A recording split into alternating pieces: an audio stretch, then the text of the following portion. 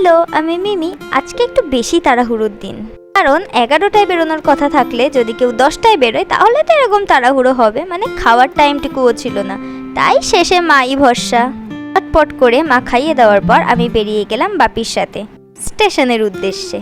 সেই ছোট্টবেলার মতো এখনো কলেজে উঠে গেছি, বাট বাপিই দিয়ে আসে। তারপরে এই যে মা কালীর সাথে দেখা করে আমি আমার বাহনদেবের উপর চড়ে বসলাম।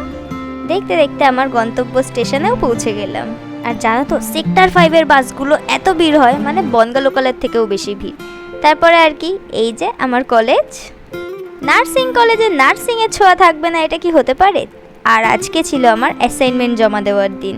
পরীক্ষার আগে এই একটা দিন, সত্যি মাথায় কেউ 10টা বাঁশের বাড়ি মারলেও ওটা আমি সহ্য করে নিতে পারি, কিন্তু বিশ্বাস করে অ্যাসাইনমেন্টের দিন 10 বার করে ওঠা নামা করতে করতে, ম্যামের 100টা কারেকশন ঠিক করতে করতে নিজেকে মনে হয় পাগল। আমি একা না, শুনে নাও। বল কেমন লাগলো অ্যাসাইনমেন্ট করে ভাই? খুবই খারাপ লাগলো। আরে এগুলো কার? বল সবাইকে বল, নার্সিং লাইফটা চুজ করা উচিত কি উচিত না? একদমই না, একদমই না। এই তো সবে শুরু। 100 বার কারেকশনের পর এটা ছিল আমার লাস্ট কারেকশন। তারপরেও 40 মিনিট দাঁড়িয়ে অবশেষে ভগবানের নাম করে আমি চললাম বাড়ির উদ্দেশ্যে। ছোটবেলায় ভাবতাম কলেজে এক এক দিন এক এক ধরনের ড্রেস পরে যাব, বাট না, এটা তো আমি নার্সিং লাইফ চুজ করেছি।